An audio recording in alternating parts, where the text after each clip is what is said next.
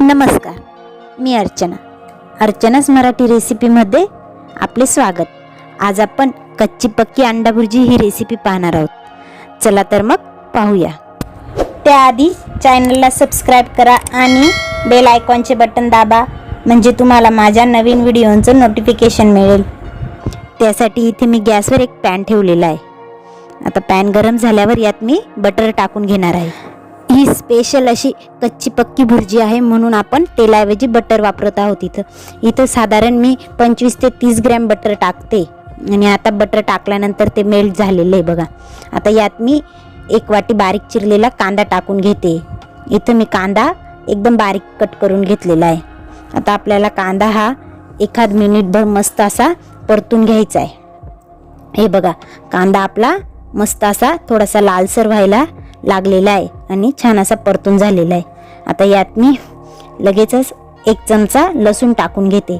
लसूण पण मी असा थोडासा कट करून घेतलेला आहे बारीक. त्याच्यानंतर आलं टाकून घेऊ अर्धा चमचा. आता हे दोन्ही आपल्याला व्यवस्थित असं मिक्स करून घ्यायचे. आणि आता हे मिक्स झाल्यानंतर यात मी अर्धी वाटी बारीक कापलेला टोमॅटो टाकते. टोमॅटो टाकल्यानंतर हे पण आपल्याला छान असं मिक्स करून घ्यायचं आहे. आणि एक साधारण आपल्याला 1-2 मिनिटभर हे मस्त असं परतून घ्यायचं आहे.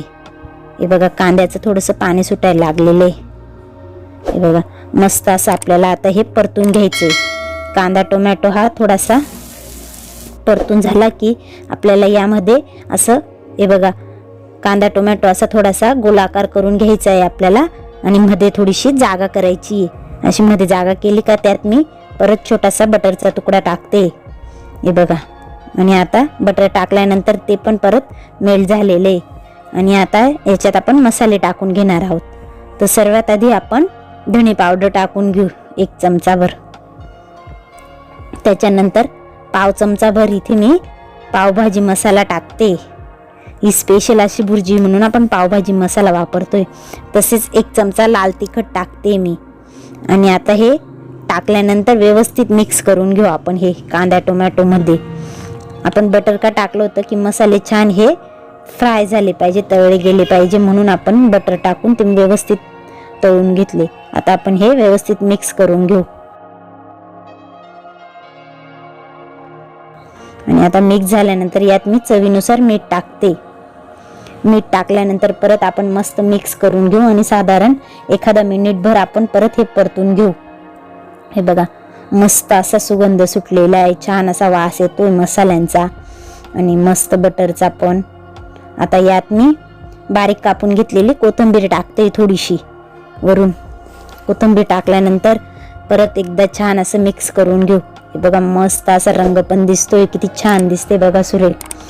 आता सगळ्यात महत्त्वाची प्रोसेस आहे ती म्हणजे हे बघा, आता व्हिडिओ दाखवल्याप्रमाणे मी कांदा टोमॅटो आहेत ना, हे छान असे परतून झालेले. ते बघा, हे मी आता असे चौकोन आकृती करून घेते. चौकोन करून घेते आणि मध्ये थोडीशी जागा करते, अशी लांबट अशी जागा करते. ती कशासाठी की आपल्याला याच्यात अंडे टाकायचे फोडून. ही कच्ची पक्की भुर्जी आहे स्पेशल अशी, त्याच्यासाठी हे बघा व्हिडिओ दाखवल्याप्रमाणे आपण हे करून घेऊ. आणि आता केल्यानंतर मी याच्यात पुन्हा थोडंसं बटर टाकून घेते, छोटासा तुकडा बटरचा. आता बटर टाकल्यानंतर यात मी आता अंडे फोडून टाकणार आहे. तर आपण इथे 2 अंड्यांची भुर्जी करतोय. हे बघा, मी आता एक पहिलं अंडं घेतलं, त्याचा हळूवार फोडून घ्यायचं, मध्ये कट केलं. आणि आता अंडं फोडल्यानंतर हे बघा मी डायरेक्ट हे अंडं टाकलं आणि त्याचा पिवळा बलकला सुद्धा तो जसाच्या तसा टाकला, अजिबात फोडला वगैरे नाही. आता दुसरं पण टाकून घेऊ आपण बाजूलाच त्याच्या. हे बघा, दुसरं पण टाकलं. आता टाकल्यानंतर इथे आपल्याला गॅसची फ्लेम ही मध्यम ठेवायची आहे. खूप लो पण नाही करायची आणि खूप हाय पण नाही करायची. हे अंडे आपले मस्त शिजले पाहिजे. आणि आता आपण हे टाकल्यानंतर हे अंडे मिक्स करणार नाही आहेत, हे आपल्याला जसेच्या तसे ठेवायचे. ही आपली स्पेशल भुर्जी आहे. हे बघा, हा पिवळा बलक आणि हे अंडे मस्त असे मध्यम आचेवर शिजतात. आणि ही भुर्जी ना खायला खूप छान लागते, खूप चविष्ट लागते. पोळीसोबत खाऊ शकता तुम्ही किंवा पावसोबत पण खूप छान लागते ही भुर्जी स्पेशल अशी. आणि ही भुर्जी मालेगाव स्पेशल भुर्जी आहे, अंडा भुर्जी कच्ची पक्की. मालेगावची प्रसिद्ध अशी भुर्जी म्हणून ओळखली जाते ही कच्ची पक्की भुर्जी, ती आज मी तुम्हाला दाखवते। हे बघा, अंडे आपल्याला साधारण आता इथे 4-5 मिनिटं वेळ लागेल हे शिजायला अंड। आणि आपल्याला वरून जरी हे असं पिवळा बलक हा कच्चा दिसत राहिला, पण तो आतून शिजलेला असतो, तो कच्चा राहत नाही। आणि आता तुम्ही बघू शकता, ते बघा 5 मिनिटांनंतर आपले मस्त अशी हे शिजलेले आपल्याला दिसत आहेत। आता मी तुम्हाला याच्यात चाकू घालून दाखवते हे शिजलेले आहेत की नाही। आपला चाकू जर पूर्णपणे क्लीन निघाला तर समजायचं हे शिजलंय, नाही तर अजून एखादा मिनिटभर आपण हे मध्यम याच्यावर शिजून घेऊ। हे बघा, मस्त असं आपला चाकू हा क्लीन निघालेला आहे, म्हणजेच आपली भुर्जी ही पूर्णपणे शिजलेली आहे।